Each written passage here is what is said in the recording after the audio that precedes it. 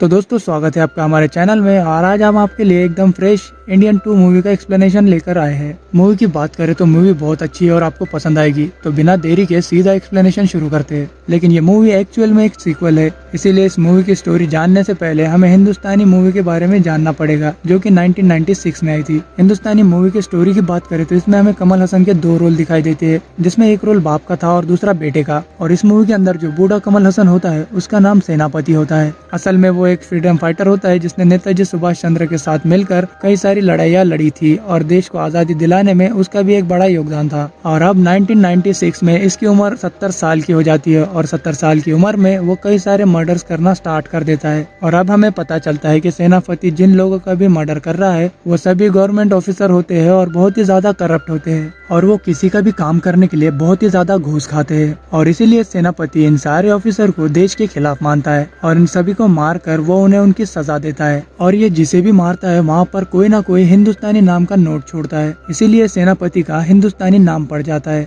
और फिर कहानी में आगे हमें ये पता चलता है कि सेनापति आखिर ऐसा क्यों कर रहा है। जब सेनापति जवान था और आर्मी में अपनी सर्विस दे रहा था, तभी उसने देश के क्रांतिकारियों के साथ मिलकर देश को आजादी दिलाने में अपनी योगदान दी होती है। और इसके तुरंत बाद ही वो शादी कर लेता है और अब वो अपनी लाइफ में बहुत खुश था। इसके साथ ही उसके 2 बच्चे होते हैं, एक लड़का होता है और एक लड़की। लेकिन धीरे धीरे जब देश आजाद हुआ तो देश में करप्शन बढ़ता ही गया और गवर्नमेंट सिस्टम कमजोर होने की वजह से बहुत सारे गवर्नमेंट ऑफिसर घूस खाना स्टार्ट कर दिए। लेकिन तब सेनापति एक ऐसा आदमी था जो अपना काम करवाने के लिए बिल्कुल भी घूस नहीं देता था और वो सीधे रास्ते पर चलता था। लेकिन सेनापति के इतना ज्यादा ईमानदार होने की वजह से उसके दोनों बच्चों के बहुत सारे काम अटक जाया करते थे, क्योंकि इनके बच्चों को बिना घूस खिलाए ना किसी कॉलेज में एडमिशन मिल रहा था और ना ही किसी अच्छी जगह नौकरी मिल रही थी। इसीलिए अपने बाप से परेशान होकर सेनापति का बेटा उसको छोड़कर चला जाता है। और ऐसा होने के कुछ दिन बाद ही हम देखते हैं कि एक दिन गैस लीक होने की वजह से सेनापति के घर में आग लग जाती है और इस आग में सेनापति की बेटी जल जाती है। तब सेनापति और उसकी वाइफ जल्दी से अपनी बेटी को हॉस्पिटल ले जाते हैं ताकि वो अपनी बेटी का इलाज करा सके। लेकिन जब वो हॉस्पिटल पहुंचते हैं तब डॉक्टर उनसे घूस मांगता है और बिना घूस के वो इलाज करने से मना कर देता है। और जब सेनापति उसकी कंप्लेंट करने के लिए पुलिस के पास जाता है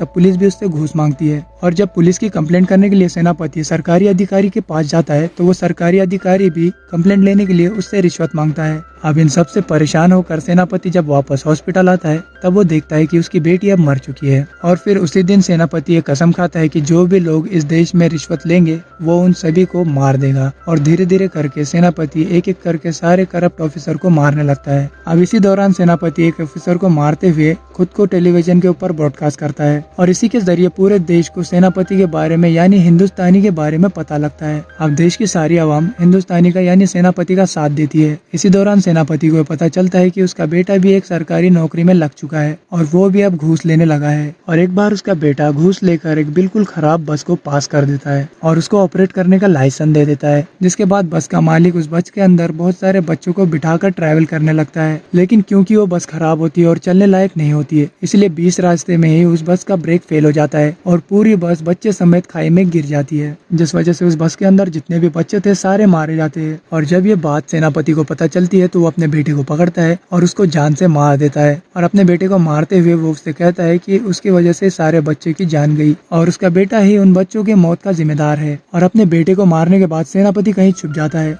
जिसके बाद पुलिस उसे नहीं पकड़ पाती। और इस मूवी के एंड में हम ये देखते हैं कि सेनापति अब हिंदुस्तान से बाहर जा चुका है और वो अभी भी सही सलामत है। और इसी के साथ हिंदुस्तानी का पहला पार्ट खत्म हो जाता है और अब हिंदुस्तानी 2 मूवी की कहानी इसी के आगे से स्टार्ट होगी। लेकिन इन दोनों मूवी के कहानी के अंदर कई साल का गैप है। अब हिंदुस्तानी 2 मूवी की कहानी स्टार्ट होती है। यहाँ कहानी की शुरुआत में हम 4 दोस्तों को देखते हैं और ये 4 दोस्त होते हैं चित्रा, आरती, तांबे और हरीश। हमें पता चलता है कि इन चारों का एक ग्रुप है और ये चारों यूट्यूब के ऊपर एक चैनल चलाते हैं और इनके चैनल का नाम होता है बार्किंग डॉग्स। और ये बेसिकली सोसाइटी के अंदर जो भी गलत काम हो रहे होते उसके ऊपर पैरोडी वीडियो बनाते थे। एग्जाम्पल के तौर पे ये लोग देखते हैं कि इनके शहर में जितना भी कूड़ा जमा होता है उसमें से आधा सफाई मिनिस्टर बेच देता है और उससे जो भी पैसा आता है वो पैसा वो खा लेता है। अब इस पर पैरोडी के लिए वो एक वीडियो बनाते हैं जिस पर उनमें से एक बंदा सफाई मिनिस्टर बनता है और कुछ और लोग आम आदमी बनकर उससे सवाल करते हैं। और इसी तरह ये चारों कई सारे टॉपिक्स पर पैरोडी वीडियो बनाते हैं। इसी के साथ हम ये भी देखते हैं कि चित्रा और चित्रा का पूरा ग्रुप यानी कि बागिंग डॉग्स करप्शन के पूरी तरह खिलाफ होता है और उन्हें भी सोसाइटी के अंदर एक चेंज लाना होता है। लेकिन जब सब कुछ ठीक चल रहा होता है तब एक दिन चित्रा अपनी बाइक से कहीं जा रहा होता है एंड वो जब सीधा डीपी ऑफिस के पास पहुंचता है तभी वो ये नोटिस करता है कि डीपी ऑफिस के छत से एक लड़की कूदकर अपनी जान देने की कोशिश कर रही है और चित्रा के देखते ही देखते वो लड़की ऊपर से कूदकर अपनी जान दे देती है। और चित्रा जब उस लड़की के पास जाता है तो लड़की का भाई उसे बताता है, वो चित्रा को बताता है कि उसकी बहन ने इसलिए सुसाइड किया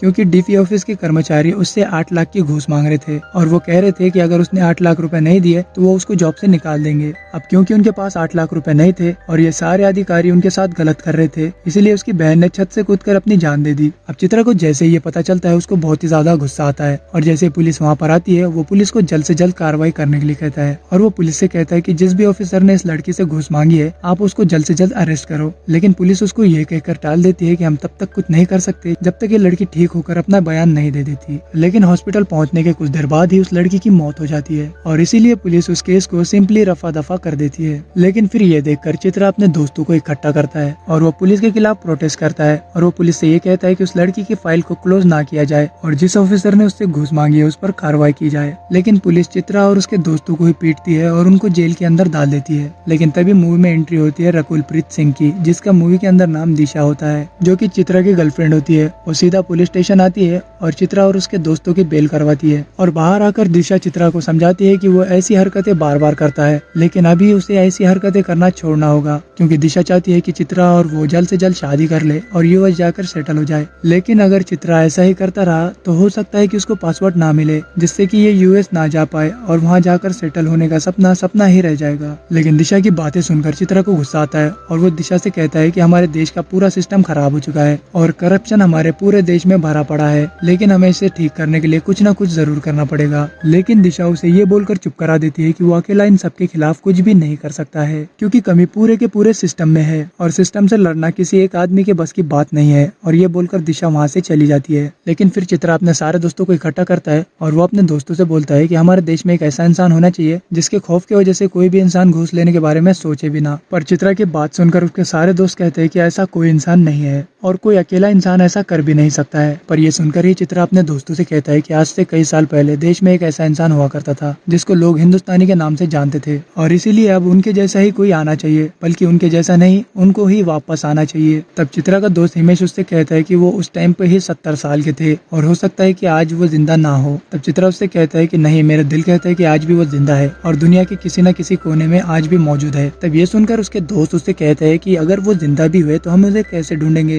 ये सुनकर चित्रा कहता है कि हम सिंपल सोशल मीडिया पर एक हैशटैग चलाएंगे और वो हैशटैग होगा कम बैक इंडियन। और जब ये हैशटैग सारे लोगों तक पहुंच जाएगा यानी वायरल हो जाएगा, तब हो ना हो कोई ना कोई तो हिंदुस्तानी के बारे में जानता होगा। अब इसके लिए चित्रा और उसके सारे दोस्त हैशटैग ट्रेंड करना स्टार्ट कर देते हैं और अपने सारे सोशल मीडिया हैंडल के ऊपर कम बैक इंडियन लिखते हैं, जिसके कुछ दिनों बाद हम ये देखते हैं कि उनका हैशटैग नंबर 1 पे ट्रेंड कर रहा होता है और पूरा देश उनके हैशटैग को रीट्वीट कर रहा होता है। और फिर ताइवान के अंदर हम देखते हैं कि एक इंडियन होता है जो खुद भी इस हैशटैग को देखता है, जिसके बाद वो हिंदुस्तानी की फोटो देखता है और फिर वो सिंपली सोशल मीडिया के जरिए चित्रा से कांटेक्ट करता है। वो चित्रा से बोलता है कि वो ताइवान से है और ताइवान के अंदर उसने हिंदुस्तानी को देखा है, इसका मतलब जो हिंदुस्तानी है वो ताइवान में रहता है। तब चित्रा और उसके सारे दोस्त उस आदमी से कहते हैं कि वो सिंपली हिंदुस्तानी से कांटेक्ट करे और उसको इंडिया की सारी सिचुएशन बताए ताकि वो इंडिया आकर सब कुछ सुधार सके। इसके बाद ही सीन शिफ्ट होता है और हम ताइवान के अंदर इंडिया के हीरो यानी हिंदुस्तानी को देखते हैं। यहाँ पर हम देखते हैं कि इंडिया से एक बहुत बड़ा बिजनेसमैन आया होता है, इसलिए हिंदुस्तानी उसके पास जाता है और उसके सारे गार्ड्स को मारकर उसको भी मार देता है। तब मरते हुए वो बिजनेसमैन हिंदुस्तानी से पूछता है कि आखिर वो उसे क्यों मार रहा है। तब हिंदुस्तानी उससे बोलता है कि इंडियन गवर्नमेंट ने तुझे जो भी बिजनेस करने के लिए पैसा दिया होता है उन सारे पैसों को तू खा गया है और अब यहाँ वो उन पैसों से अय्याशी कर रहा है और इसीलिए हिंदुस्तानी उसे मार देता है। अब यहाँ पर हम उसी आदमी को देखते हैं जिसने चित्रा से कांटेक्ट किया था।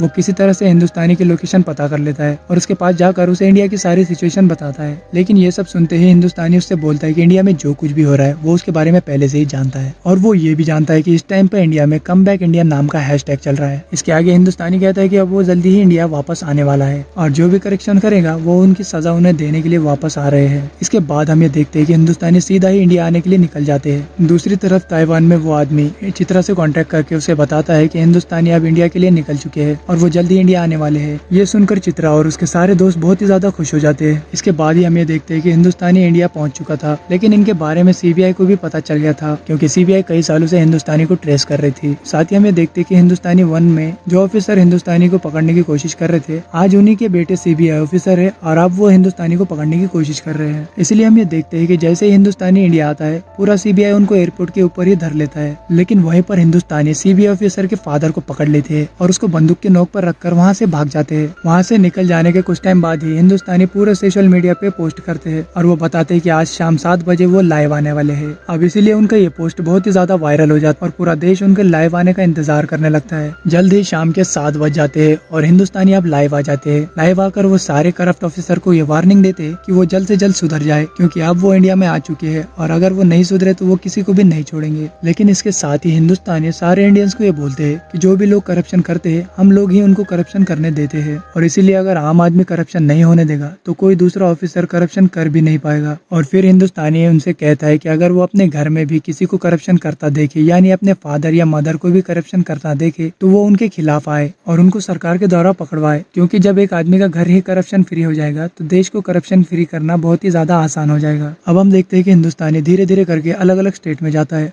और वहाँ के करप्ट लोगों को मारने लगता है। चित्रा और उसके फ्रेंड ये डिसाइड करते हैं कि अब से वो अपने माता पिता पर ध्यान देंगे और अगर वो भी करप्शन या घूस लेते हैं तो उनको भी वो पुलिस के द्वारा पकड़वाएंगे। अब प्लान के मुताबिक आरती, तांबे और हरीश जब अपने घर जाते हैं तो आरती यहाँ पर देखती है कि उसकी मदर जो एक गवर्नमेंट ऑफिसर है वो बड़े बड़े बिजनेसमैन के टेंडर पास करवाने के लिए बहुत ही ज्यादा घूस लेती है। इसके साथ तांबे जो अपनी बहन और जीजा के साथ रहता था वो ये देखता है कि उसका जीजा भी बहुत ज्यादा करप्शन करता है। वो गरीबों के 100, 200, 500 करके बहुत सारे पैसे खा जाता है। इसके साथ ही चित्रा ये देखता है कि उसके फादर जो कि एंटी करप्शन ऑफिसर होते हैं जिनका काम की करप्शन को रोकना होता है, असल में वो भी बहुत सारा घूस लिया करते हैं। अब ये सारे लोग डिसाइड करते हैं कि वो अपने फैमिली वालों को अरेस्ट करवाएंगे क्योंकि वो बहुत ही ज्यादा करप्ट होते हैं। लेकिन इनका कॉन्सिक्वेंट बहुत ही ज्यादा गलत हो जाता है क्योंकि जब आरती अपनी माँ को अरेस्ट करवाती है तब उसकी माँ उससे रिश्ता तोड़ देती है और जब तांबे उसके जीजा को अरेस्ट करवाता है तब उसकी बहन उससे रिश्ता तोड़ देती है और वो कहती है कि उसने उसके बहन का ही घर तोड़ा है। और ऐसे ही चित्रा के घर वाले भी उसको बेदखल कर देते हैं और जितने भी लोग अपने फैमिली मेंबर्स को अरेस्ट करवाते हैं सभी के फैमिली मेंबर्स उनसे बात करना तो दूर उनकी शक्ल भी देखना नहीं चाह रहे थे। अब इन्हीं दोस्तों ने कम बैक इंडियन के नाम से हैशटैग चलाया था, लेकिन जब हिंदुस्तानी इनसे मिलने के लिए आता है तब चित्रा यहाँ पर हिंदुस्तानी से बहुत ही ज्यादा गुस्सा होता है और वो हिंदुस्तानी से कहता है कि वो एक साइको बुड्ढा है जिसने अपने बेटे को ही मार दिया और अब वो हिंदुस्तान के सारे बच्चों को बरगलाने की कोशिश कर रहा है और इसीलिए वो सारे लोगों को गलत काम करने के लिए कह रहा है। और फिर चित्रा उससे कहता है कि हमने ही आपको यहाँ पे बुलाया था, लेकिन अब हम ही कह रहे हैं कि आप यहाँ से चले जाओ, हमें हमारे हाल पर छोड़ दो, हमारे देश को हमारे हाल पर छोड़ दो। दूसरी तरफ हम ये देखते हैं कि देश के बहुत सारे बच्चों की भी लाइफ खराब हो गई थी क्योंकि उन्होंने हिंदुस्तानी के कहने पर अपने फैमिली मेंबर्स का विरोध किया था। और अब हमें ये पता चलता है कि देश के बच्चे हिंदुस्तानी से बहुत ही ज्यादा नफरत करते हैं और हिंदुस्तानी को मारने के लिए वो लोग हिंदुस्तानी को ढूंढने लगते हैं। और एक टाइम ऐसा आता है जब बहुत सारे लोग हिंदुस्तानी को घेर लेते हैं और वो सारे लोग हिंदुस्तानी को पत्थर मारने लगते हैं और वो कहने लगती है कि उनकी लाइफ में जो कुछ भी बुरा हुआ है उन सब का जिम्मेदार हिंदुस्तानी ही है। पर तभी हम देखते हैं कि एंड टाइम पर सीबीआई आ जाती है और वो सारे लोगों को साइड करके हिंदुस्तानी को अरेस्ट कर लेते हैं। लेकिन जब सीबीआई ऑफिसर उसे वहाँ से ले जा रहे होते हैं तब हिंदुस्तानी वहाँ से एक लकड़ी उठाकर जो सीबीआई ऑफिसर का हेड होता है उसके रीढ़ की हड्डी पे वार करता है। अब क्योंकि हिंदुस्तानी 1 मूवी के अंदर हमने ये जाना था कि जो हिंदुस्तानी है वो मार्शल आर्ट के अंदर बहुत ही ज्यादा एक्सपर्ट है, इसलिए हिंदुस्तानी जैसे उस सीबीआई ऑफिसर के ऊपर अपनी लाठी चलाता है उसकी पूरी बॉडी ही पैरालाइज हो जाती है और अब उसको बचाने के लिए बाकी ऑफिसर उसको हॉस्पिटल ले जाने लगते हैं और बाकी ऑफिसर हिंदुस्तानी को सीधा ही कोर्ट ले जाते हैं ताकि जल्दी से हिंदुस्तानी की सुनवाई हो सके। इधर दूसरी तरफ हॉस्पिटल में जैसे ही डॉक्टर उस सीबीआई ऑफिसर की बॉडी को देखते हैं उसको देखकर वो समझ जाते हैं कि इसके ऊपर वर्म कला का अटैक हुआ है। इसीलिए डॉक्टर उस सीबीआई ऑफिसर की फैमिली को बताते हैं इस पर जो हमला किया गया है उस हमले की वजह से इसकी जान कुछ ही घंटे में चली जाएगी। इसकी सिचुएशन ऐसी है कि हम इसे नहीं बचा सकते, इसको सिर्फ वही बचा सकता है जो कि वर्म कला जानता होगा और इस टाइम पर वर्म कला को सिर्फ हिंदुस्तानी जानता है। इसके बाद बाद हम ये देखते हैं कि ऑफिसर की फैमिली उसको लेकर सीधा ही हिंदुस्तानी के पास यानी कि कोर्ट में आ जाते हैं। कोर्ट में लाने के बाद वो सभी जज से कहते हैं कि इस हिंदुस्तानी को इस ऑफिसर ने पकड़ा है, लेकिन पकड़ने के बाद हिंदुस्तानी ने इसकी हालत ऐसी कर दी और अब वो कुछ ही घंटों में मरने वाला है। इसलिए ऑफिसर की फैमिली जज से रिक्वेस्ट करती है कि वो हिंदुस्तानी को बोले कि वो इसको ठीक कर दे। तब हिंदुस्तानी उसके सामने एक शर्त रखता है कि वो उसको तभी ठीक करेगा जब वो लोग उसको यहाँ से सही सलामत जाने देंगे। ये सुनकर जज एग्री करते हैं और हिंदुस्तानी को छोड़ने का फैसला करते हैं। अब हिंदुस्तानी उस सीबीआई ऑफिसर को लेता है और एक एम्बुलेंस में डालकर एम्बुलेंस ड्राइव करके बहुत दूर आ जाता है और जाने से पहले वो सबसे कहता है कि मुझे डाउट है कि जैसे ही मैं इसे ठीक करूंगा पुलिस मुझे पकड़ लेगी, इसीलिए मैं यहाँ से ड्राइव करके दूर जा रहा हूँ ताकि मैं एक अनजान जगह जाकर इसको ठीक कर दूं और इसको ठीक करने के बाद मैं वहां से चला जाऊं। अब इस काम को अंजाम देने के लिए हिंदुस्तानी वहां से बहुत दूर आ जाता है और वादे के मुताबिक वो उस आदमी को ठीक कर देता है और उसको ठीक करने के बाद हिंदुस्तानी वहां से चला जाता है और हिंदुस्तानी के वहां से जाते ही ये मूवी खत्म हो जाती है। तो अगर आपको ये मूवी पसंद आती है और ये वीडियो पसंद आता है तो हमारे चैनल को सब्सक्राइब जरूर कर देना।